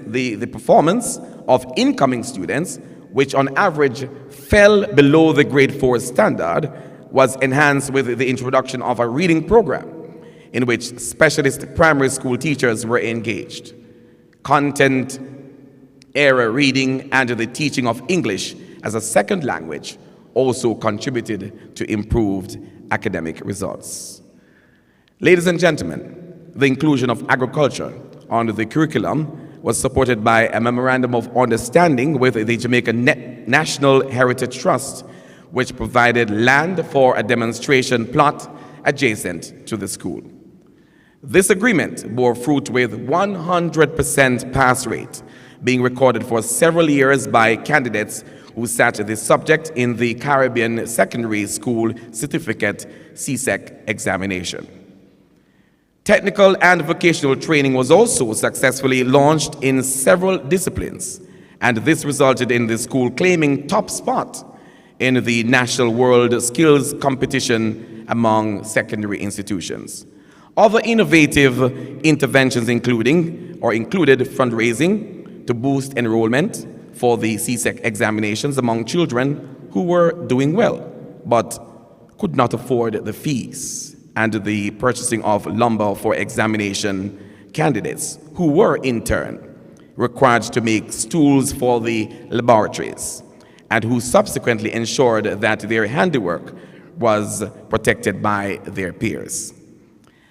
Ladies and gentlemen, a passionate member of the Jamaica Teachers Association, which he joined as a contact teacher in Portland, Clayton Hall accepted a full-time job in 2015 as regional officer in Montego Bay, and he now holds the post of Deputy Secretary General with responsibility for member services and industrial relations. Yes, go ahead and give him a round of applause. Mr. Hall, ladies and gentlemen, has served in multiple roles for district and parish associations, as well as the association's general counsel and central executive.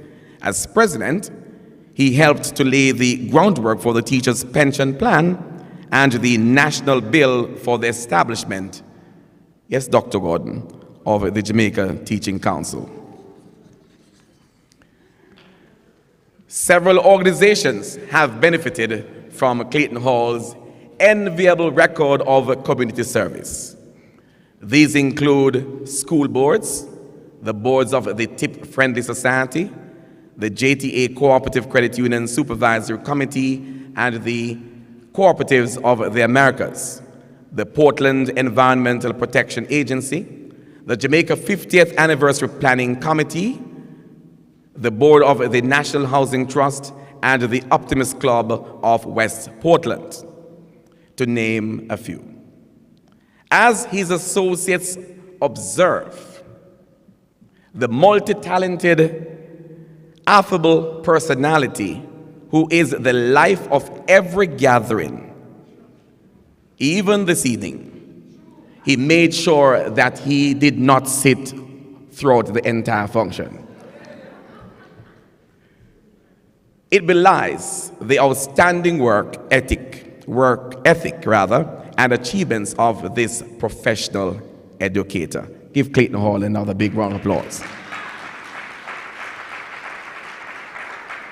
Mr. Hall's contribution, ladies and gentlemen, as a nation builder has been recognized by the JTA, which presented him with the R.C. Tavares Award in 2009.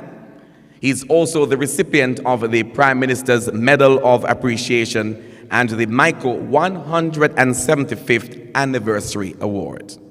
In his career, as well as his personal life, Clayton Hall is surrounded and supported by educators, including his wife, Sophia. Wave your hand, Sophia. Who is a regional director, ladies and gentlemen, with the Ministry of Education. And their 3 children, Clayton Jr., Keisha, and Kamal. I got it right the 3rd time around. Ladies and gentlemen, the Jamaica Teachers Association salutes you, Mr. Clayton Hall, for your exceptional vision, selfless service, and unswerving commitment to education. It is our pleasure to present you with the 2022 JTA Roll of Honor Award and to welcome you, sir, as its 53rd recipient. Ladies and gentlemen, put your hand together for Mr. Clayton Hall. And our president will be coming forward at this time to assist us with the presentation.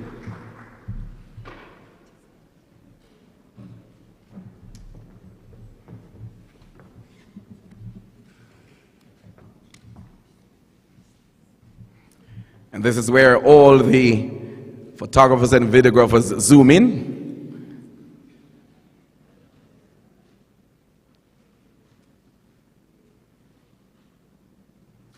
All right, and 15 seconds more for that.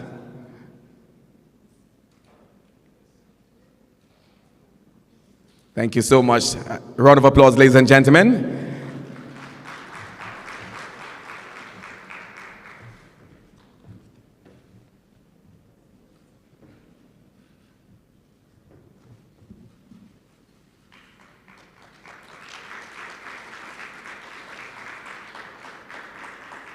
Thank you, thank you, thank you so much. Give him another big round of applause, please. Another big round of applause.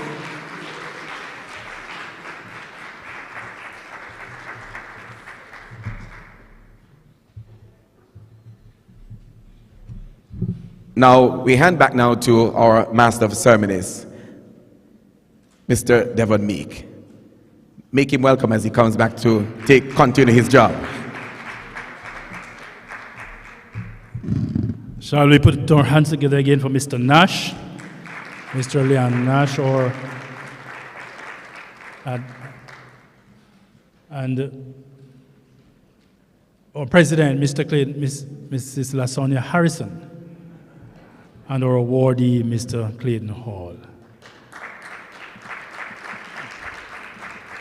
A young man whose contribution to education and nation building span 28 years. Give him another round of applause. Well done, Mr. Hall.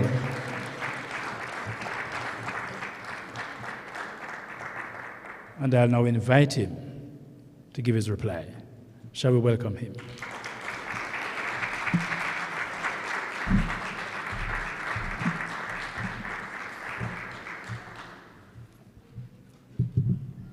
Mr. Master of Ceremonies, Custos Fuller, representing the Governor General, Custos Iselin Golding, my friend, my principal, Custos Thaxter, Madam President, President-elect, immediate past President, friends all in this auditorium and online, good evening. It is not often that I am at a loss for words, and tonight is no different. I have counted the number of times spent at the microphone and as the awardee, I am obligated to speak at least half that long. I want to thank my immediate family. Sophia, could you stand?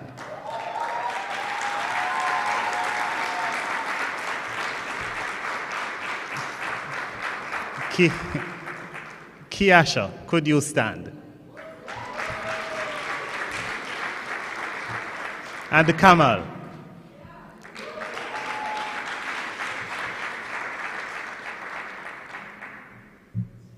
I want to ask Miss Elaine to stand. I borrowed Miss Elaine.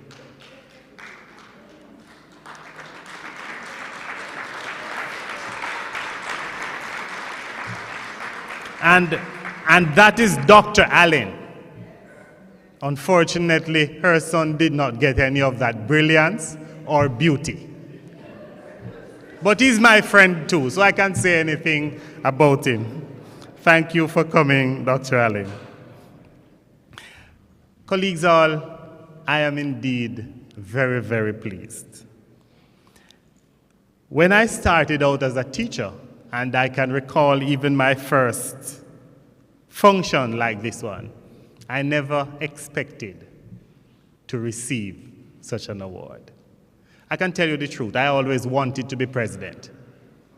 I always wanted to be president, and I worked hard at it. As an historian, I can also tell you that there are challenges with the English language. When mongoose was first imported to Jamaica to take care of snakes in the cane fields, a goodly gentleman who was a planter wanted to import some. But he was in a quandary. He couldn't tell if the plural of mongoose is mongeese or mongooses. So he then wrote, "May I get 1 mongoose and 11 others."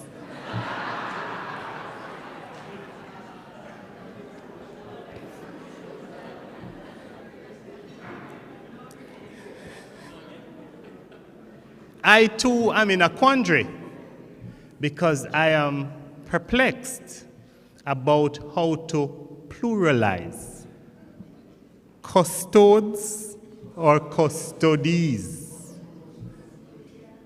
But to be sure, I made sure to take one from where I was born, one from where I live, and one from where I work. So I am covered.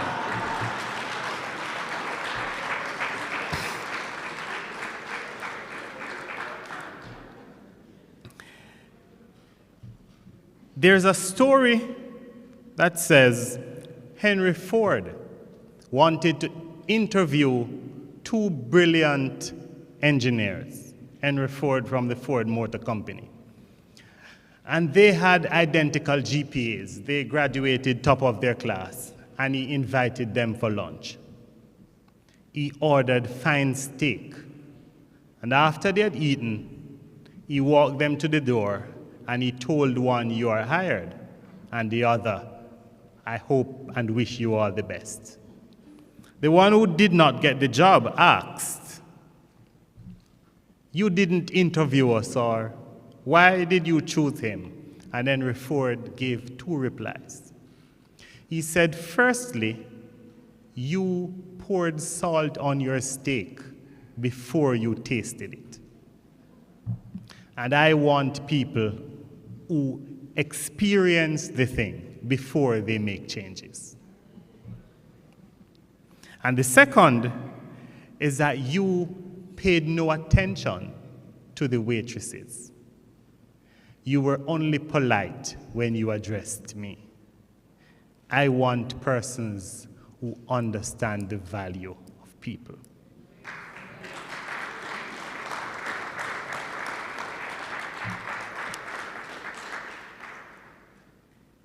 That story has lived long in my life. I have friends from school days and they are still my friends. It is said if you want to go fast, you go alone. But if you want to go far, you go together. I have a dynamic group of friends that I couldn't begin to name at this point because I would certainly run out of time. And I know Custis Taxa has to get back to Portland. I want to thank all my friends for their support, kind wishes. Many of you are in the audience and some are online. I thank you. Your contribution to my development is invaluable. Thank you. I remember many beatings I got from my granny. But there is one that has never left me. My granny and Miss Nell, who lived across the road, had a quarrel the Saturday morning. And I was on my way to the football field the Saturday afternoon. And to tell you the truth, I didn't see Miss Nell. I don't think Miss Nell was there. But on my way back from the football field, I saw Miss Nell and my granny having a conversation. And that was not yet Tuesday. They would agree back by Tuesday. When I got there, I realized that I, as a child, had taken on big people things. And I certainly felt the wrath for that. To this day, if it moves, I say morning.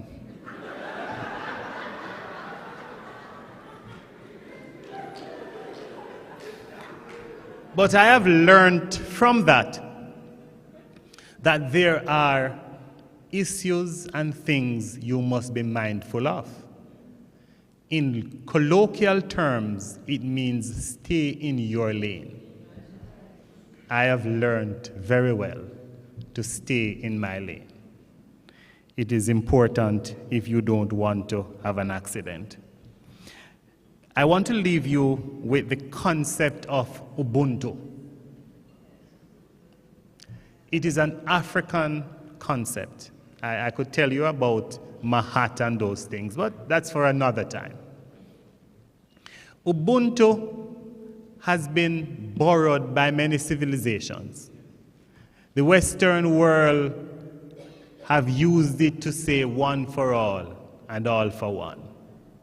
But the concept of Ubuntu goes much deeper than that. It simply means I am because you are. It means that it is only in you that I can find my humanity. It is important that as educators, we find humanity in all we interface with. A little child shall lead them. I am never but well dressed for a function or anything I have to go. Because when I was a teacher, I had an agricultural practice at school one day, Avocat. And I went to school wearing a t-shirt. And a little girl walked up to me and pulled on my shirt and said, "Sir, I don't like how you look." And in her eyes, I saw disappointment. And I vowed never to disappoint another little one. I made sure I was well dressed, and then I changed as was required. I will leave you this evening while saying thanks with my favorite verse of Scripture. It is found between two well-known ones that I'm sure you all know. Psalm 118. One verse says, "The stone that the builder refused has become the head of the corner." And we have all been there. We have been through it. I recall, Sati, that I would have been kicked out of Titchfield at third form had Miss Hazel Holgate not saved my life. So I know what it is like to be refused. The next verse says, "This is the day that the Lord hath made. We will rejoice and be glad in it." My favorite comes betwixt them. It says, "This is the Lord's work, and it is marvelous in our eyes." It has certainly been a marvelous experience for me. One and all, thank you.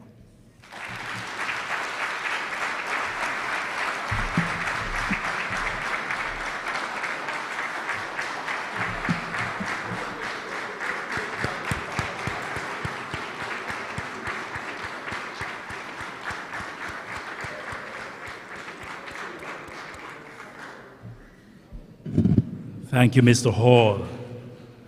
Very simple but impactful reply. Very humorous.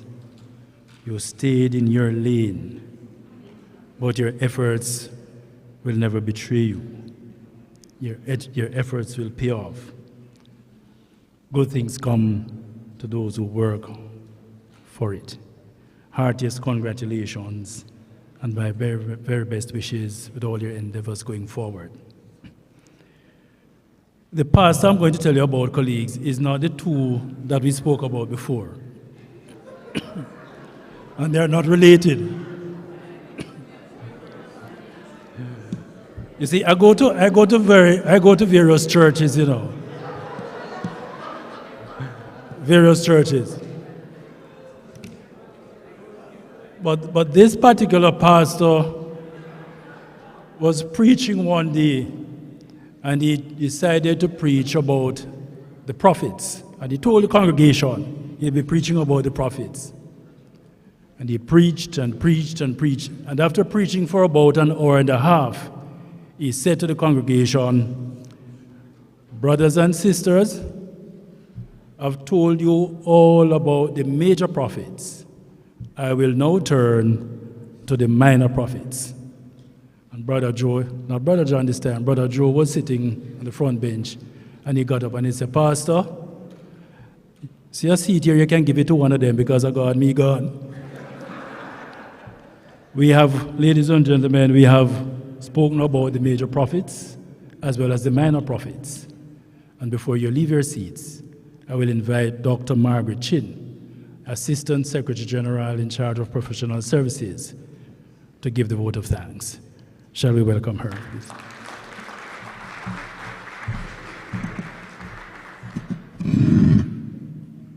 Thank you, Master of Ceremonies, Mr. Devon Meek.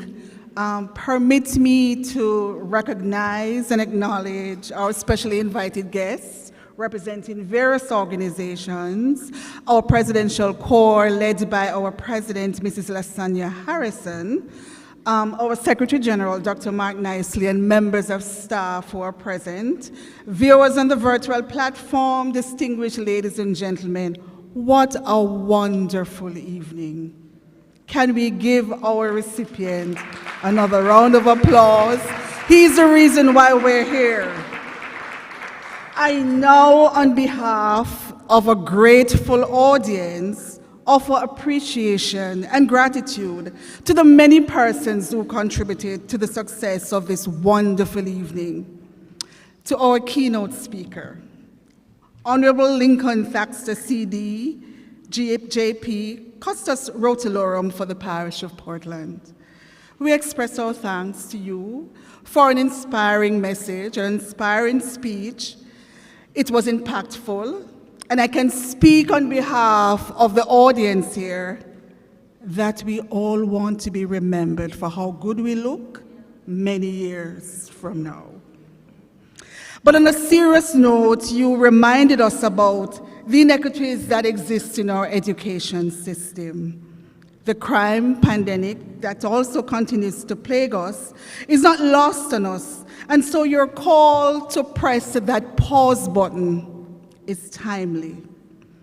It is also a time, you said, for us to collectively come together to solve our problems. And again, we thank you for your presentation.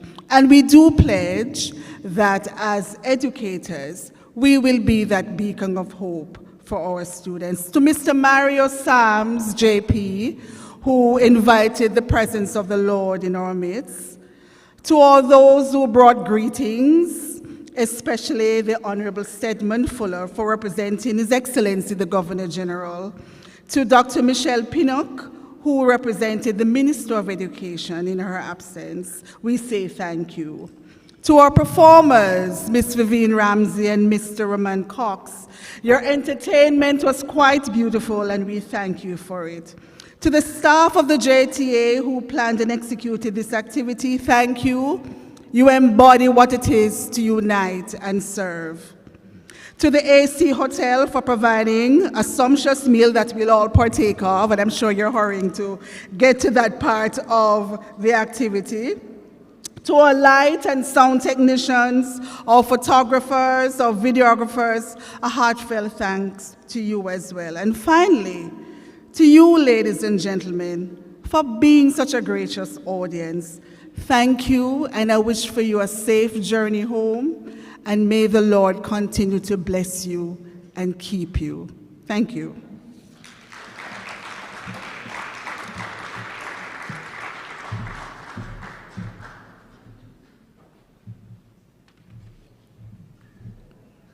Thank you, Dr. Chin.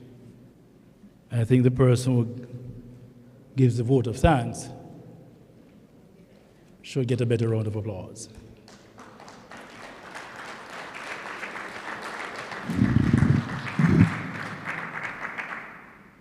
Ladies and gentlemen, we have come to the end of an evening well spent. We could not have done it without you. Give yourselves a round of applause.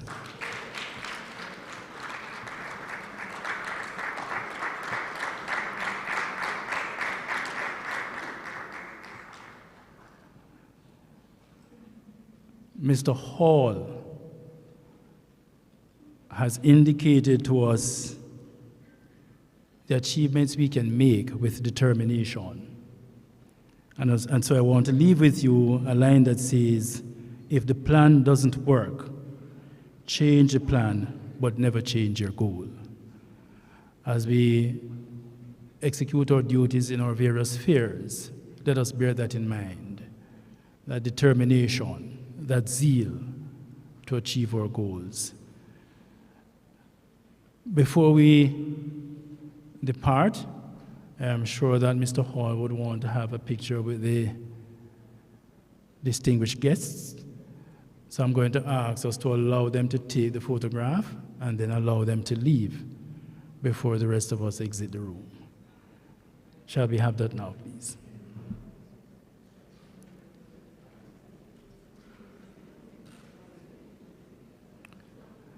The custodies, president, the three presidents,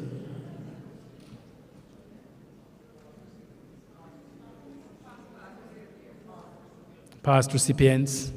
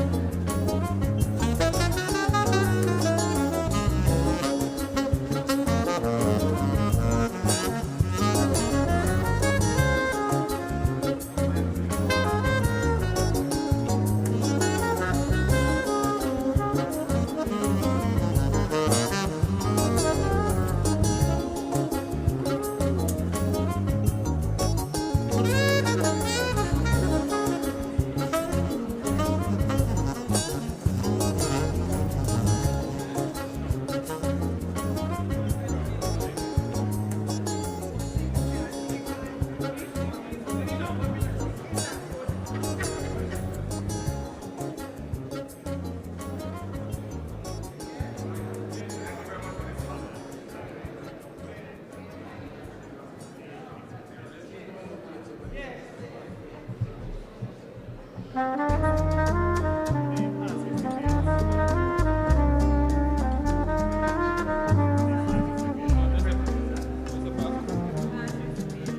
the permission of Mr. Meek, may I invite the past recipients to come forward at this time.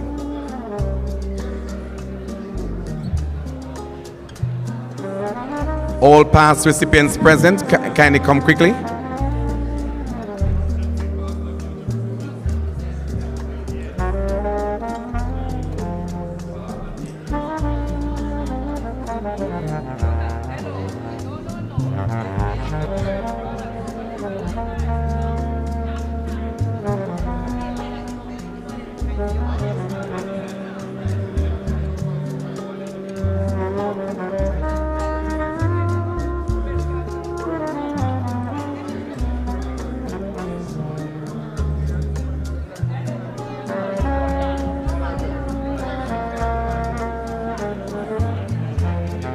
We're going to be trying as much as possible to be very quick with this one. And past recipients, remember Mr. Meek is coming back to officially close the function.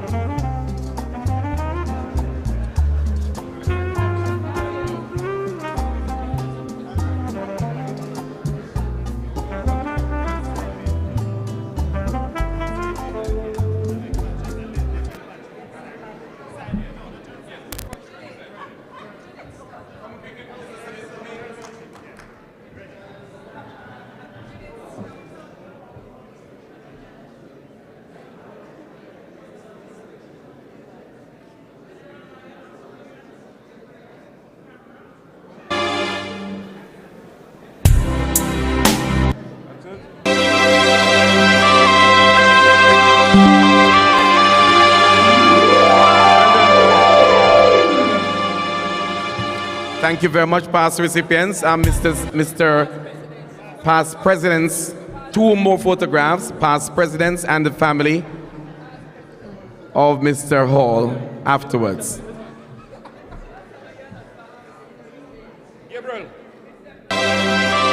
Past presidents of the JTA, come quickly, please.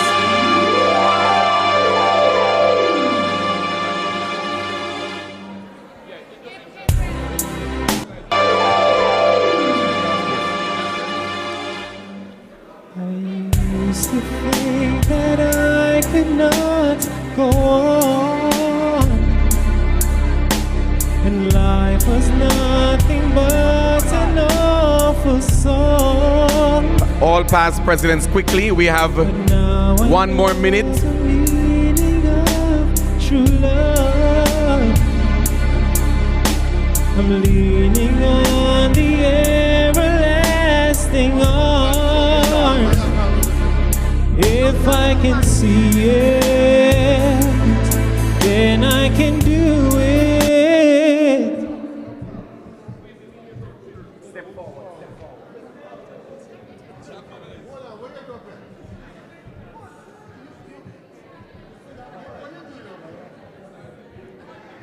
We're still live. We're still live on air.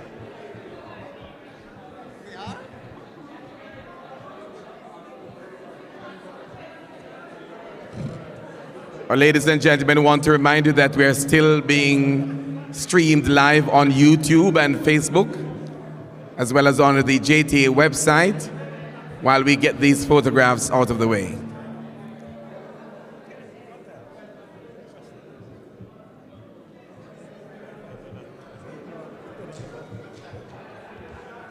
And we've got Mr. Vin. Go right ahead, sir. Patrick, pay attention. Pay attention.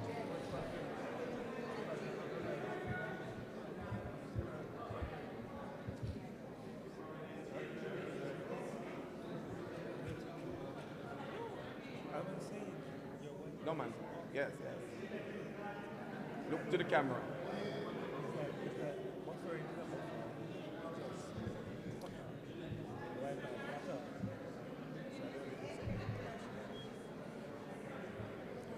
Thank you very much. May I invite Mrs. Hall and the other members of Mr. Hall's family to come.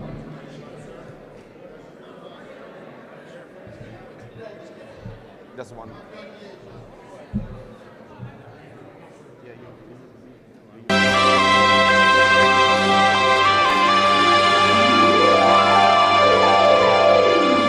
All right, I'm going to hand over to Mr. Hall and his wife and family, and thereafter that Mr. Meek will officially give you the goodbye signal. Take a position.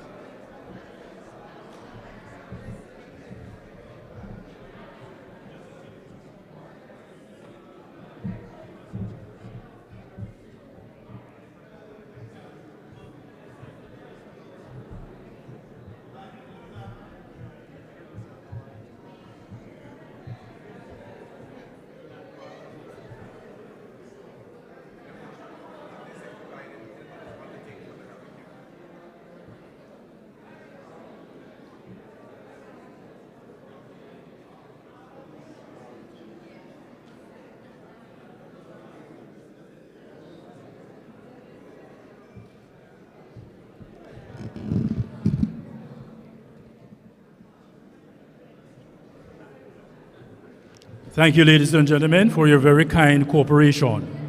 I wish for you a very safe journey to your various places of abode. Have a good night.